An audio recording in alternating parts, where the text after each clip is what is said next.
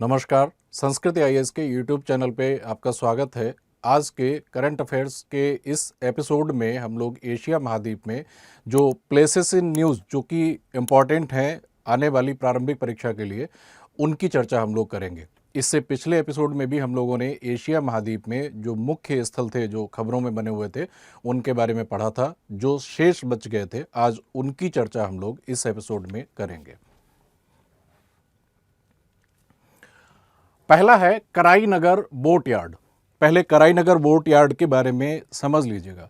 कराईनगर boat yard जो पाक state है, उस पाक स्टेट में जाफना के किनारे या जाफना के निकट अवस्थित एक बोट यार्ड है। बोट यार्ड का मतलब हो गया कि जहां पर नावों की मरम्मत होती है, रखरखाव इत्यादि किया जाता है।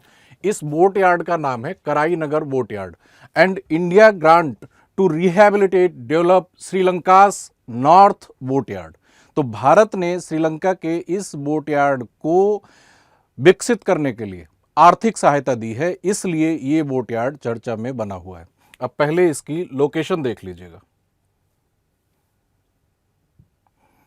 यहां पर आप लोग देखेंगे, इस मैप में आप लोग देख रहे हैं, ये साउथ इंडिया हो गया, भारत का दक्षिणी प्रायद्वीपीय किनारा। और यहां पर आप लोग देख रहे हैं, ये वाला जो क्षेत्र हो गया, ये श्रीलंका का क्षेत्र हो गया।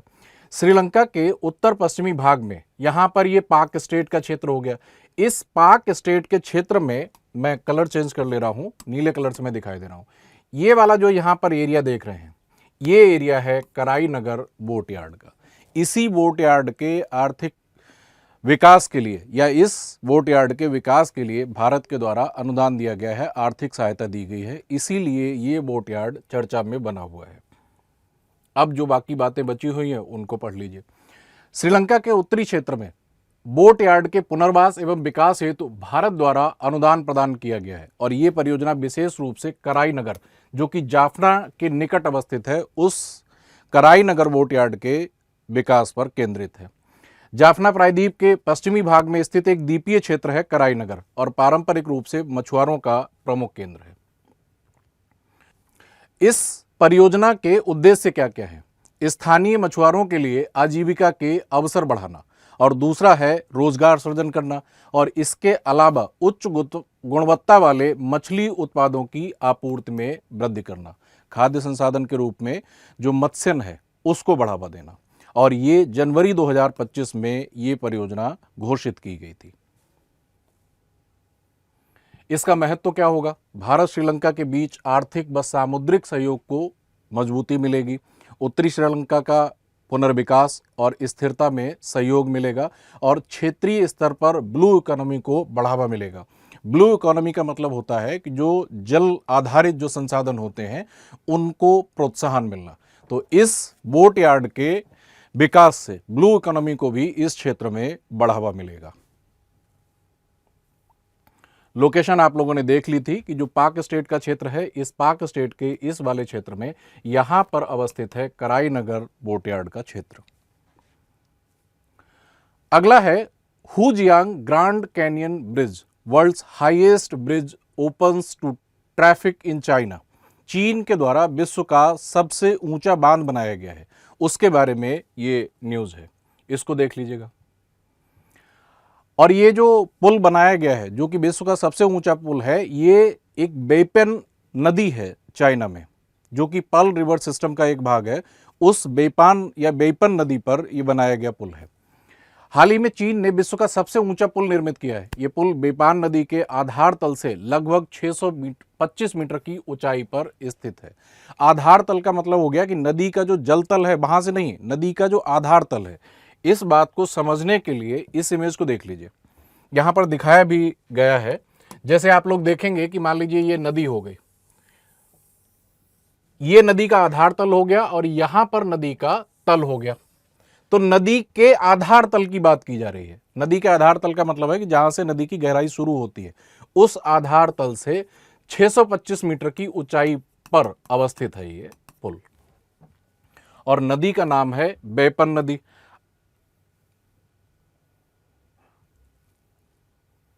और अगर आप लोग लोकेशन देखना चाहें तो इसी मैप पर आप लोगों को लोकेशन भी दिखाई गई है। ये वाला एरिया जो दिखाया गया है, जो हल्के वेज कलर से आप लोगों को इधर दिखाया गया है, ये सारा एरिया, ये एरिया चाइना के एरिया है।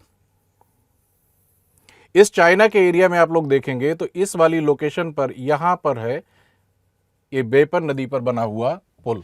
इसका नाम है हुइजियांग कैनियन ब्रिज और बहुत ही आधुनिक तकनीक का प्रयोग करके ये पुल बनाया गया है। अब बेपान नदी के बारे में भी कुछ बातें पढ़ लीजिएगा। ये नदी चीन के यूनान और गुइझोउ प्रांतों से होकर बहती है और ये पर्ल नदी बेसिन का हिस्सा है। आगे चलकर ये नानपान नदी से मिलकर होंगशुई नदी का निर्माण करती है। इन सब बातों को यहाँ पर इस मानचित्र पर समझ लीजिएगा।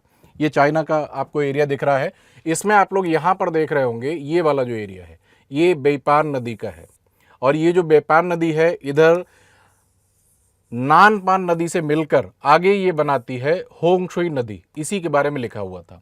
और ये जो पूरा रिवर सिस्टम देख रहे हैं ये पर्ल रिवर सिस्टम है। यहाँ पर अंतिम भाग में जो नदी है ये मुख्य नदी यहाँ पर पर्ल नदी के नाम से जानी जाती है। इस नदी में पीछे से आ रही बहुत सारी नदियों का जल मिल जाता है।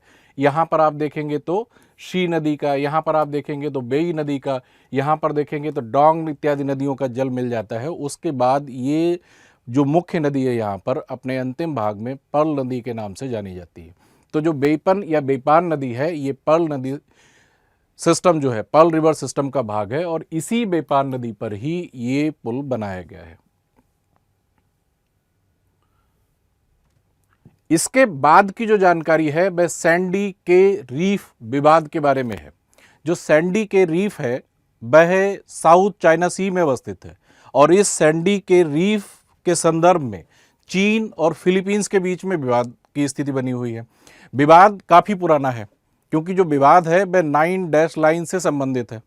पहले तो लोकेशन देख लीजिए, उसके बाद समझना आसान हो जाएगा। यहाँ पर देख लीजिए, यहाँ पर आप लोग जो देख रहे होंगे ये एरिया पूरा ये साउथ चाइना सी का एरिया है।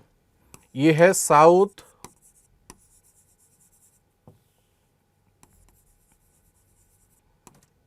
चाइना सी का एरिया, ये चीन का एरिया है। चाइना ये क्लेम करता है कि ये जो पूरा जो क्षेत्र है आप लोग देख रहे होंगे जो डैश या रेड कलर की लाइन से जो घिरा हुआ साउथ चाइना सी का क्षेत्र जो आपको दिख रहा है, तो चीन ये क्लेम करता है कि ये सारा क्षेत्र हमारा है और इस क्षेत्र को लेकर चीन के बीच में, वियतनाम के बीच में, ब्रुनोई के बीच में, मलेशिया, फिलीपींस इत्यादि देशों के बीच में विवाद की स्थिति बनी हुई है। 2016 में परमानेंट कोर्ट ऑफ आर्बिट्रेशन ने निर्णय भी दिया जिसमें चीन के स्वामित्व को नकारा गया, लेकिन फिर भी चीन उस निर्णय को मानने से इनकार करता है। इस वाले भाग में बहुत सारे द्वीप समूह हैं, जैसे यहाँ पर आप लोग देख रहे होंगे ये स्प्रैटली द्वीप समूह का क्षेत्र है। इससे कुछ ऊपर पार्सल द्वीप समूह है, इसके कुछ ऊपर अन्य द्वीप समूह भी हैं जैसे प्रतास इत्यादि हो गए। इनमें से स्पार्टली आइलैंड के क्षेत्र में यहाँ पर आप लोग देखेंगे ये पूरा एरिया जो दिख रहा है आपको ये स्प्रैटली आइलैंड का क्षेत्र हो गया। इस स्प्रैटली आइलैंड के इस वाले भाग में यहाँ पर है सैंडी और इसी के बारे में बात की जा रही है, सैंडी के रीफ विवाद। सैंडी के रीफ इस तरह से लिखा जाता है CA बाई सैंडी के रीफ REEF। और ये जो रीफ है ये प्रवाल के द्वारा निर्मित रीफ है। प्रवाल का मतलब हो गया जो कोरल्स होते हैं जो कि उष्णकटिबंधीय समुद्री जल में पाए जाने वाले जो जंतु होते हैं, उन जंतुओं के मर जाने के बाद उनका जो कंकाल निक्षेपित हो जाता है तो उन कंकालों के एक के ऊपर एक स्तरित रूप से निक्षेपित हो जाने से जो प्लेटफॉर्म बन जाता है उसी को रीफ कहा जाता है। तो ये जो सैंडी के रीफ है ये प्रवाल से निर्मित एक रीफ है। इसके स्वामित्व को लेकर चीन अपना दावा करता है और इधर फिलीपींस अपना दावा करता है। तो चीन और फिलीपींस के बीच ये स्थान विवादित रहा है, इसी वजह से ये खबरों में बना हुआ है। एक चीज और ध्यान रखने वाली है कि ये जो सैंडी के रीफ है ये थिट्टू आइलैंड इसी स्प्रैटली आइलैंड्स के क्षेत्र में या स्प्रैटली द्वीप समूह के क्षेत्र में जो थिट्टू द्वीप है उसके ही पश्चिम में या उसके ही निकट अवस्थित द्वीप है। इतनी बातें समझने के बाद अब आगे पढ़ लीजिए। अप्रैल मई 2025 में चीनी कोस्ट गार्ड ने सैंडी के रीफ, जिसे चीनी टिएक्सिन रीफ कहते हैं, सैंडी के रीफ जनरली जाना जाता है, चीन के लोग इसे क्या कहते हैं कि ये टिएक्सिन रीफ का क्षेत्र है। इस पर समुद्री नियंत्रण लागू करने का दावा किया चीनी कोस्ट गार्ड के द्वारा और वहां अपना झंडा फहरा दिया चीनी कोस्ट गार्ड ने। फिलीपींस इन दावों को पूरी तरह से खारिज करता है और जवाबी कार्रवाई में अपने नाविकों को भेजकर वहां फिलीपींस का झंडा फहरा दिया। इसी बात को लेकर ये द्वीप खबरों में बना हुआ है। वर्तमान स्थिति 2026 में, वर्ष 2026 में फिलीपींस द्वारा आसियान की अध्यक्षता संभालने के साथ ही ये मुद्दा क्षेत्रीय सुरक्षा का केंद्र बन गया है और दोनों पक्ष एक दूसरे पर अवैध लैंडिंग करने और एक दूसरे को उकसावा देने के आरोप लगाते रहे हैं। आप लोगों ने ये सारी बातें समझ ली जो यहाँ लिखा हुआ है। इसकी अवस्थिति के बारे में जानकारी दी गई है कि ये स्प्रैटली द्वीप समूह का एक भाग है और पग आशा द्वीप के बहुत करीब है।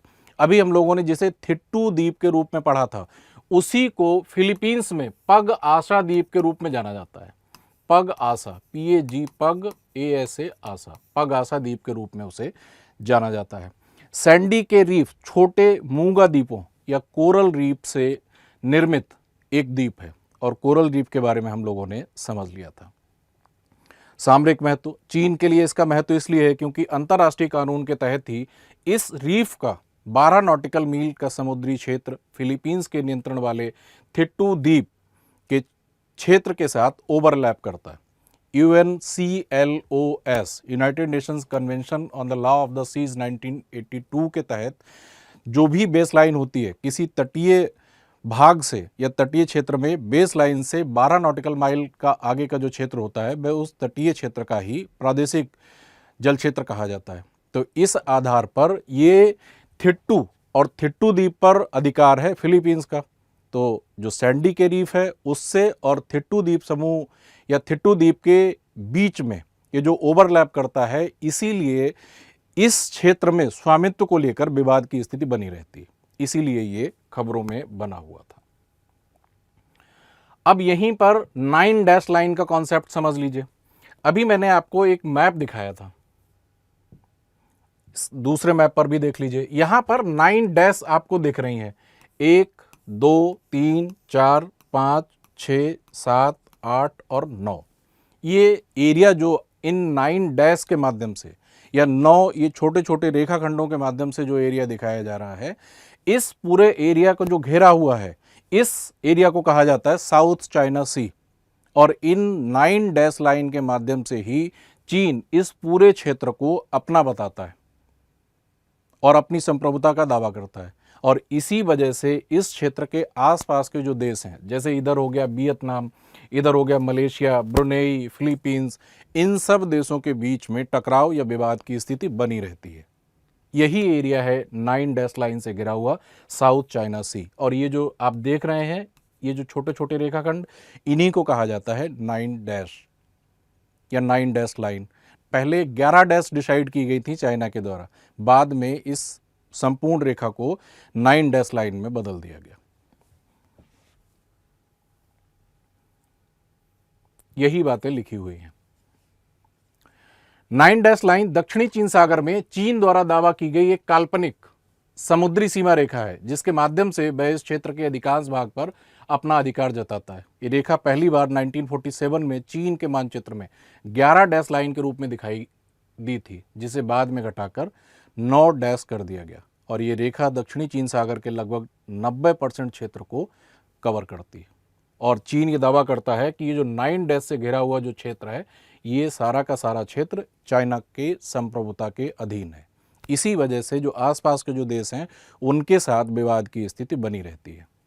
हालांकि 2016 में परमानेंट कोर्ट ऑफ आर्बिट्रेशन के द्वारा यहाँ पर चाइना के अधिकार को नकारा गया, लेकिन फिर भी चीन उस निर्णय को मानने को तैयार नहीं है।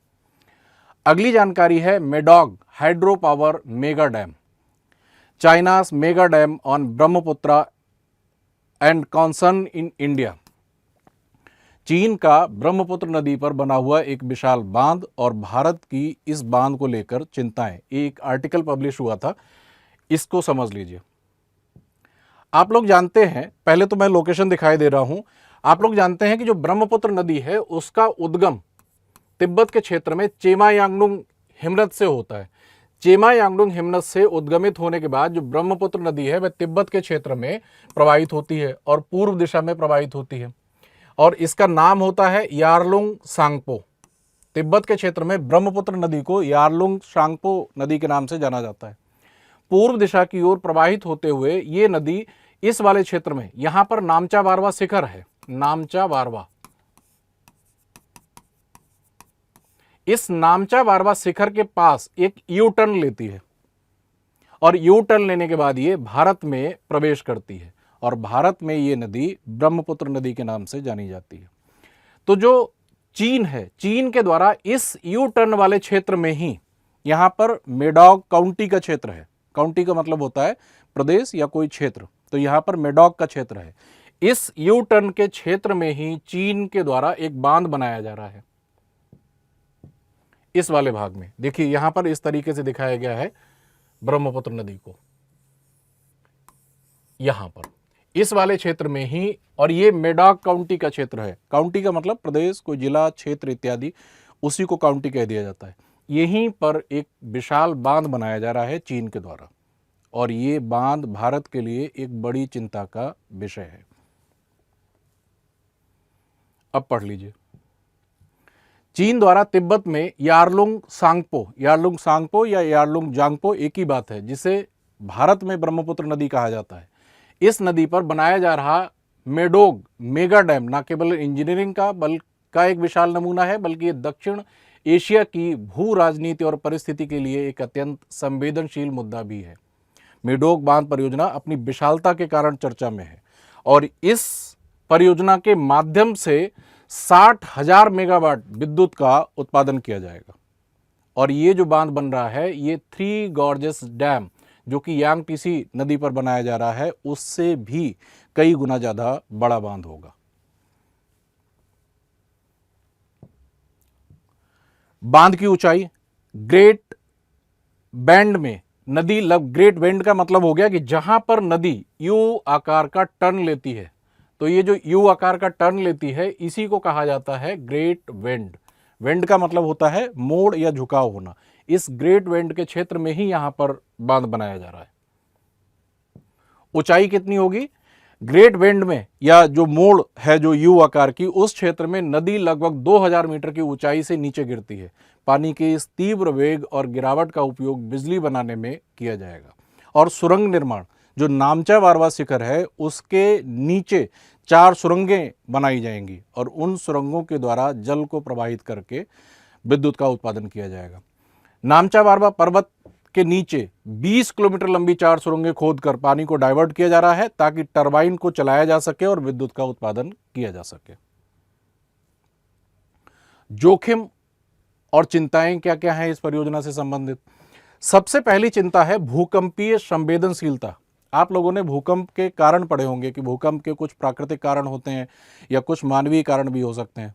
भूकंप के जो मानवीय कारण हो सकते हैं, उनमें एक कारण बांध बनाना भी होता है। जब कभी भी नदी पर कोई बांध बनाया जाता है और बांध बनाकर कोई विशाल जलाशय बनाया जाता है, कृत्रिम रूप से जब जल का भंडारण किया जाता है, तो बड़े क्षेत्र में उस बांध के बनने से और जलाशय के बनने से, जल के भंडारण से उस क्षेत्र की चट्टानों पर जो दबाव पड़ता है, उनसे उस क्षेत्र में भूकंप इत्यादि की संभावना बनती है। जैसे भारत में महाराष्ट्र के क्षेत्र में कोयना बांध है, उस कोयना बांध की वजह से अक्सर भूकंप आते रहते हैं उस क्षेत्र में।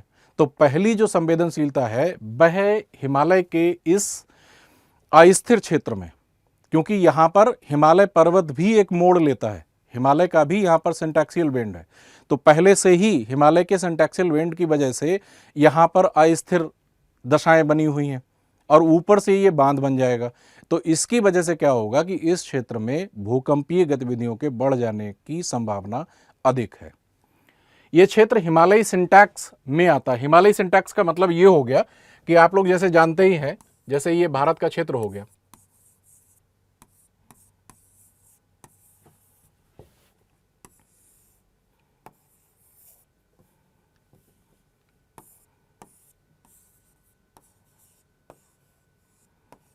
ये वाला, और आप लोग जानते हैं कि इस तरीके से हिमालय पर्वत विस्तृत है और यहां से एक मोड़ लेके हिमालय पर्वत, देखिए यहां से और यहां तक पश्चिम से पूर्व दिशा में विस्तृत है।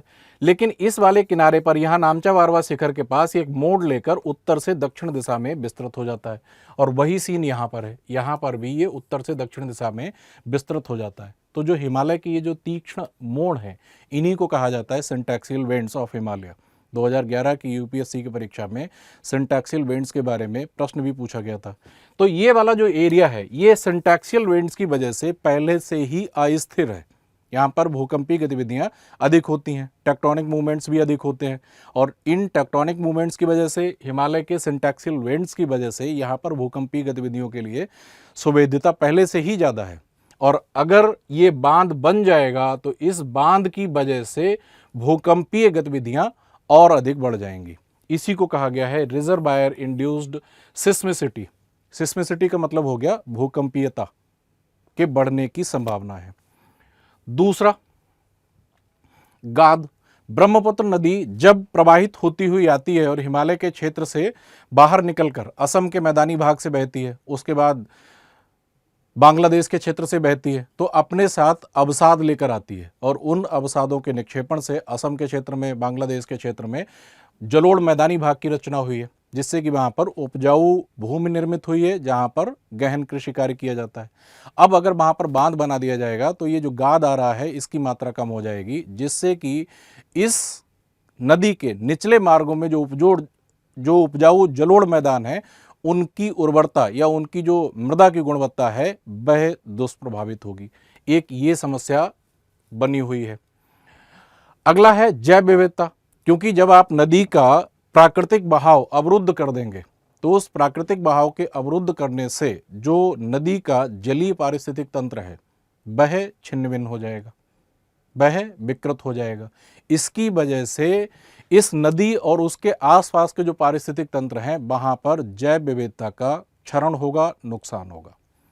इस क्षेत्र की दुर्लभ वनस्पतियों और जीव जंतुओं के आवास पर इसका विनाशकारी प्रभाव पड़ सकता है। ये भी एक चिंता बनी हुई है। इसके अलावा और भी चिंताएं हैं, और चिंताओं में सूखा या कृत्रिम बाढ़ जैसी संभावनाएं हो सकती हैं। चीन गर्मियों में या जरूरत के समय ब्रह्मपुत्र नदी का पानी रोक सकता है, क्योंकि जो बांध बनाया जा रहा है वह बनाया जा रहा है चीन के क्षेत्र में और चीन के नियंत्रण में होगा।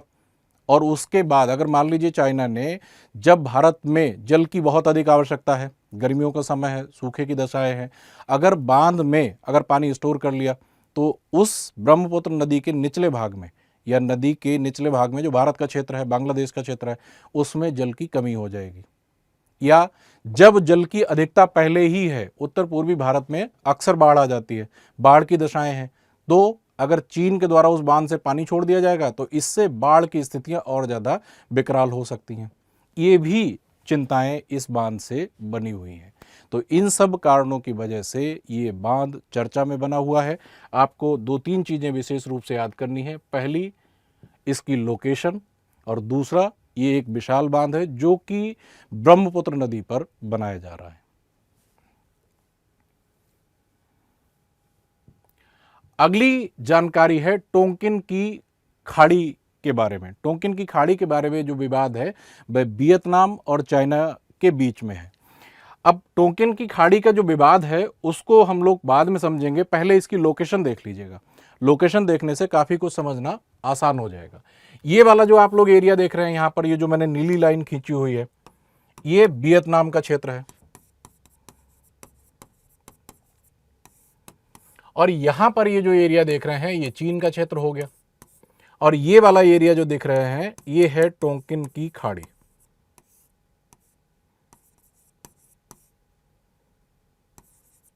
चाइना इसको बेयुबू की खाड़ी कहता है।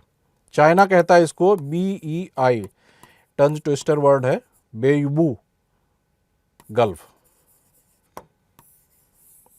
जनरली इसे टोंकिन की खाड़ी के नाम से जाना जाता है। इधर वाले एरिया में आप लोग देख रहे होंगे ये वियतनाम का क्षेत्र हो गया, यहाँ पर आप लोग देख रहे होंगे ये चाइना का क्षेत्र हो गया, ये वाला हैनान आइलैंड हो गया, यहाँ पर आप लोग देख रहे होंगे ये लिजेऊ पेनिनसुला आपको दिख रहा है।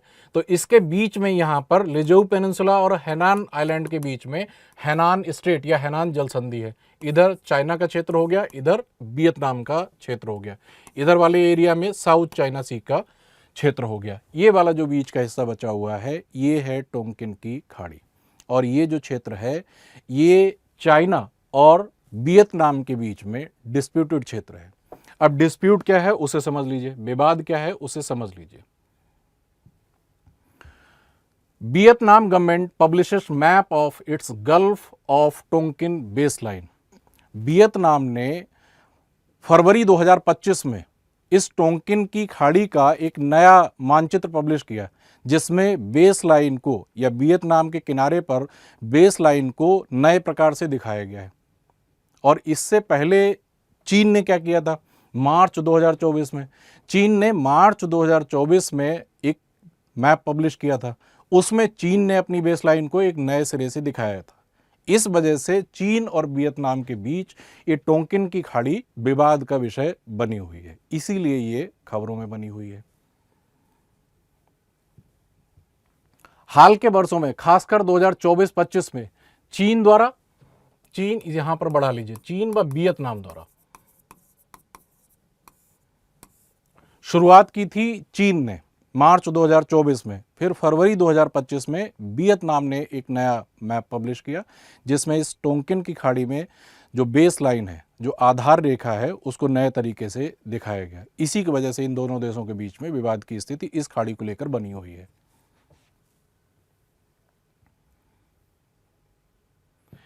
विवाद क्या है? ऐतिहासिक विवाद।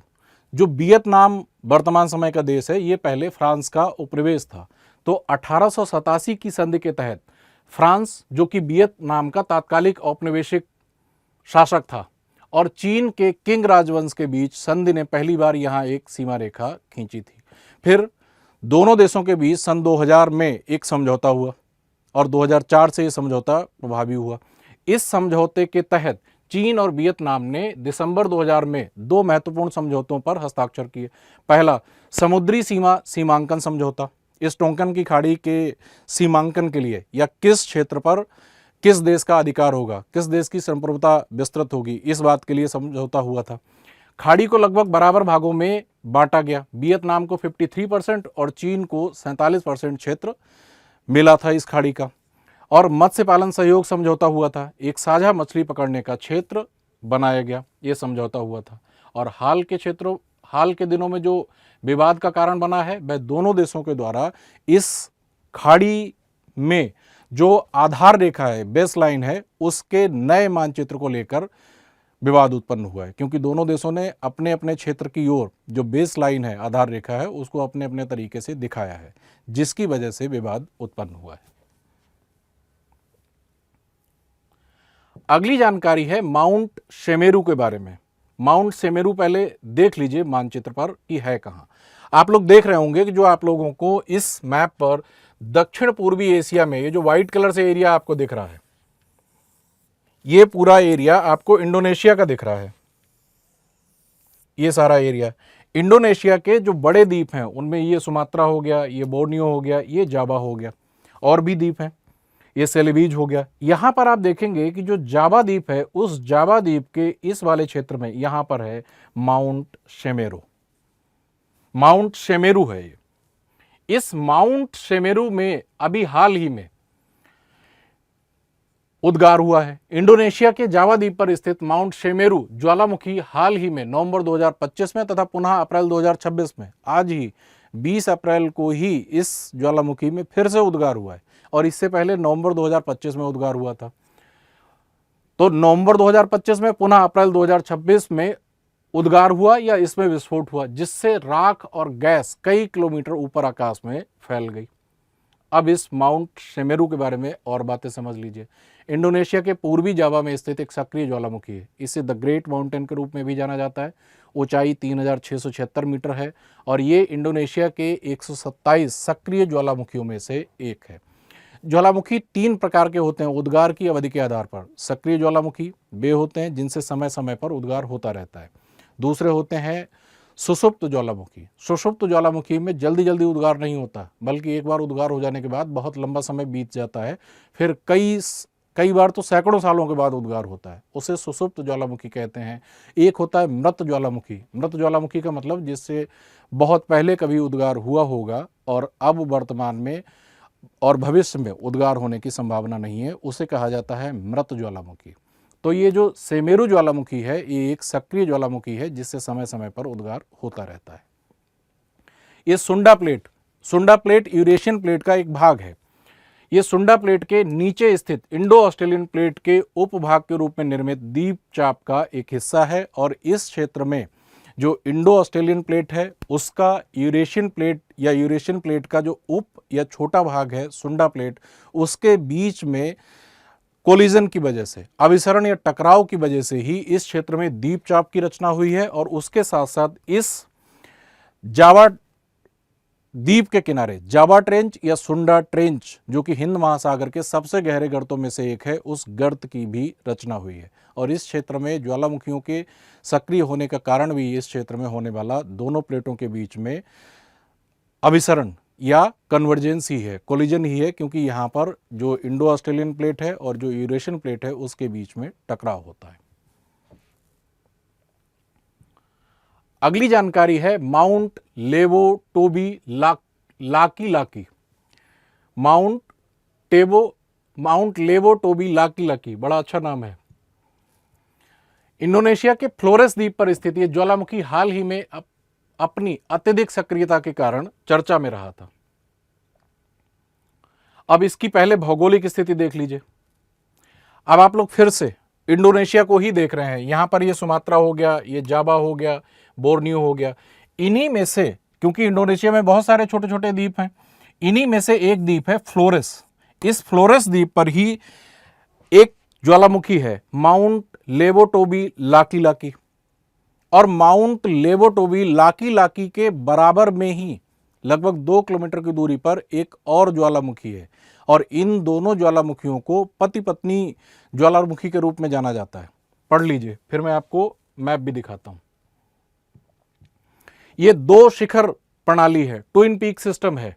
यह लेवोटोबी नामक एक अद्वितीय ज्वालामुखी जोड़ी का हिस्सा है, जिसे स्थानीय लोग पति और पत्नी ज्वालामुखी कहते हैं। एक है लेवोटोबी लाकी, जिसे पुरुष माना जाता है, वर्तमान में ये सक्रिय शिखर है, इसी में उद्गार हुआ है। दूसरा है लेवोटोबी पेरमपुआन, इसे महिला माना जाता है, ये दूसरा शिखर है। और इन दोनों के बीच में 2 किलोमीटर की दूरी है। अब इसके बाद एक मैप देखिए। अभी हमने यहां पर देख लिया कि फ्लोरेस जो आइलैंड है वहां पर माउंट लेवोटोबी लाकी की आप लोगों को लोकेशन दिख रही होगी। इसी फ्लोरेस द्वीप पर ही और इस लाकी से कुछ ही दूरी पर, लगभग 2 किलोमीटर की दूरी पर दक्षिण पूर्व की दिशा में एक और ज्वालामुखी है, लेवोटोबी पेरमपुआन।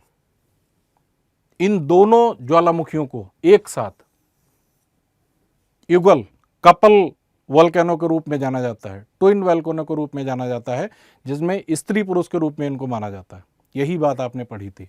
अगर आप देखना चाहें इनको लाइव, तो ये फोटो लाइव है। एक लाकी हो गया, एक पेरमपुआन हो गया।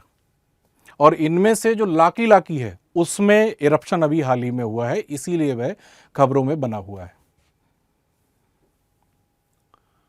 अगली जानकारी है माउंट इबू के बारे में। Mount Ibu, Indonesia's mount Ibu erupted 1000 times this month. जो इंडोनेशिया का इबू ज्वालामुखी है उसमें जनवरी 2025 में केवल 1 महीने में ही 1079 बार विस्फोट दर्ज किया गया। इसकी भौगोलिक स्थिति हल माहेरा द्वीप पर है, उत्तरी मालुकू इंडोनेशिया में। एक सक्रिय स्ट्रैटो ज्वालामुखी है। सक्रिय है क्योंकि इसमें लगातार थोड़ा रुक रुक कर उद्गार होता रहता है। और स्ट्रैटो वोल्केनो का मतलब क्या होता है? स्ट्रैटो ज्वालामुखी या स्तरी ज्वालामुखी, इंग्लिश में कहा जाता है स्ट्रैटो वोल्केनो और हिंदी में कहा जाता है स्तरी ज्वालामुखी, या इसको कहा जाता है मिश्रित ज्वालामुखी।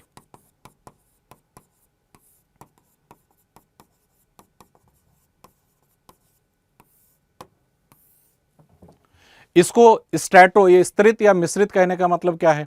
ये भी समझ लीजिए, क्योंकि इस ज्वालामुखी का जो निर्माण होता है उसमें राख और लावा की परतें होती हैं, एक के ऊपर दूसरी, फिर दूसरी के ऊपर अन्य परत, इस तरीके से विभिन्न प्रकार के पदार्थों की बनी हुई परतों से ये ज्वालामुखी बना हुआ होता है। इसीलिए इसको स्तरित ज्वालामुखी या मिश्रित ज्वालामुखी कहा जाता है। अब इसकी लोकेशन देख लीजिएगा। यहां पर आप लोग देख रहे हैं ये वाला जो एरिया है, यहां पर है माउंट इबू का क्षेत्र और ये एरिया इंडोनेशिया के अधीन है। अगली जानकारी है नेग्रोस द्वीप के बारे में। जो नेग्रोस द्वीप है वह फिलीपींस का एक द्वीप है। फिलीपींस का जो पूरा क्षेत्र है वह 3 क्षेत्रों में विभाजित है। पहले तो देख लीजिए फिलीपींस को। ये वाला फिलीपींस का एरिया आप लोग देख रहे हैं।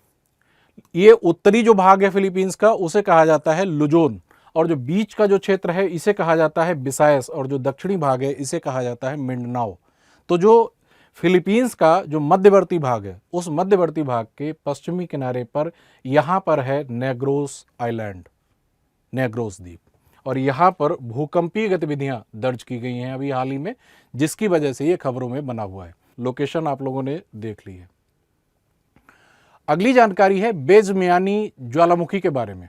जो बेजमियानी जो ज्वालामुखी है वह नवंबर 2025 में इस ज्वालामुखी में उद्गार हुआ था, और ये जो ज्वालामुखी है ये रूस के कमचटका पेनिनसुला का जो एरिया है उसके मध्यवर्ती भाग में अवस्थित है। अब इसको पहले देख लीजिए, फिर कुछ बातें और पढ़ लेंगे।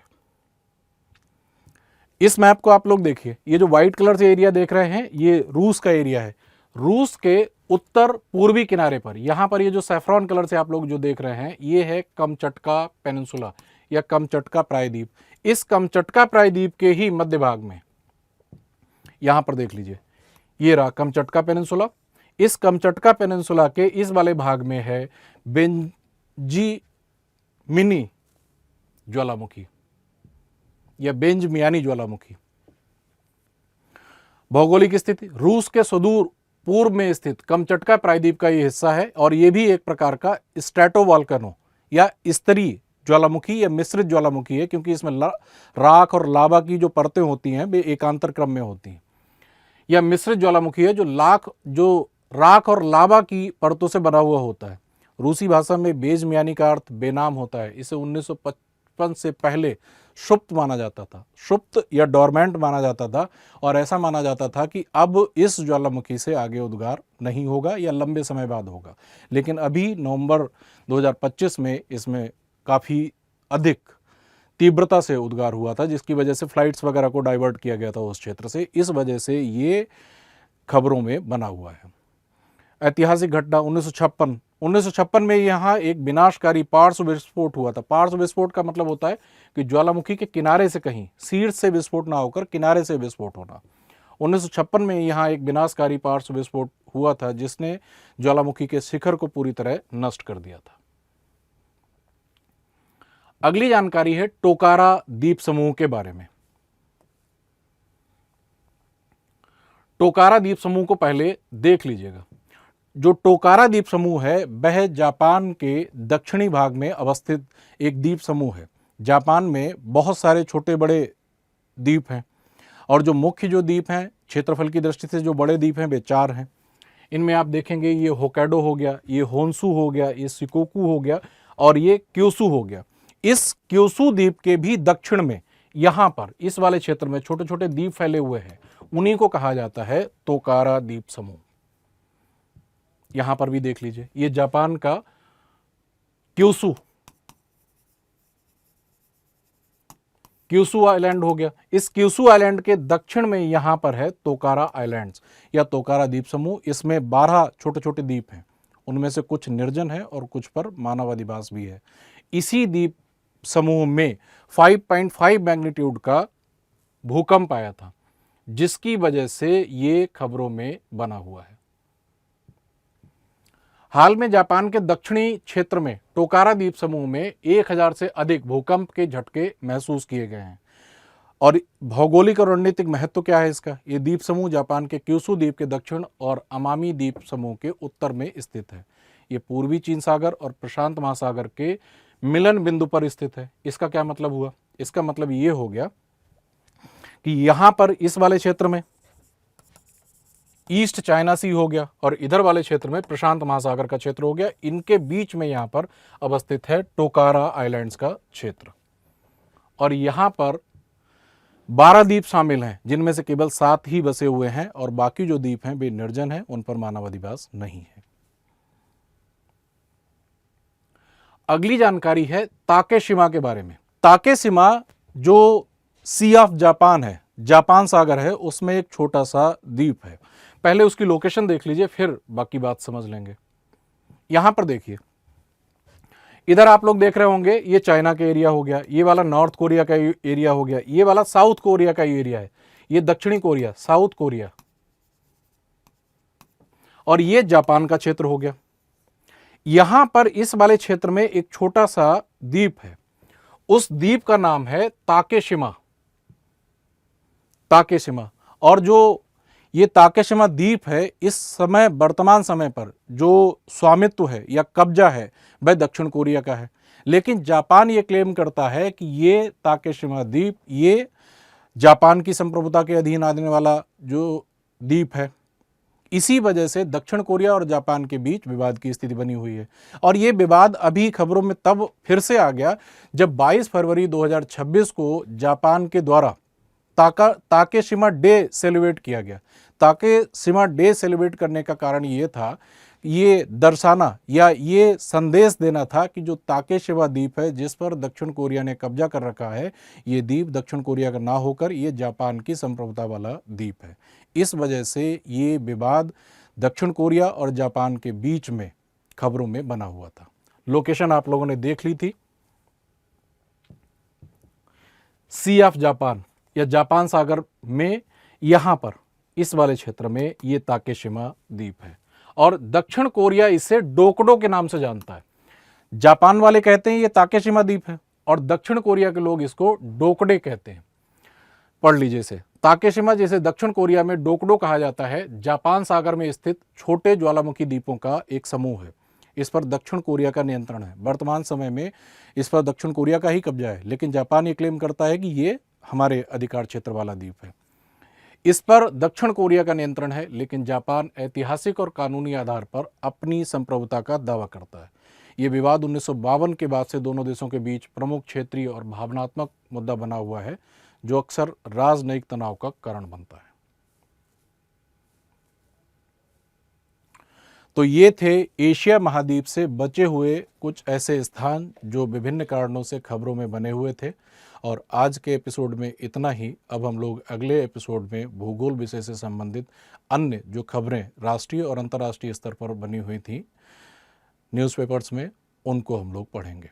तो आज के एपिसोड में इतना ही। अब हम लोग अगली क्लास में मिलेंगे। धन्यवाद, नमस्कार।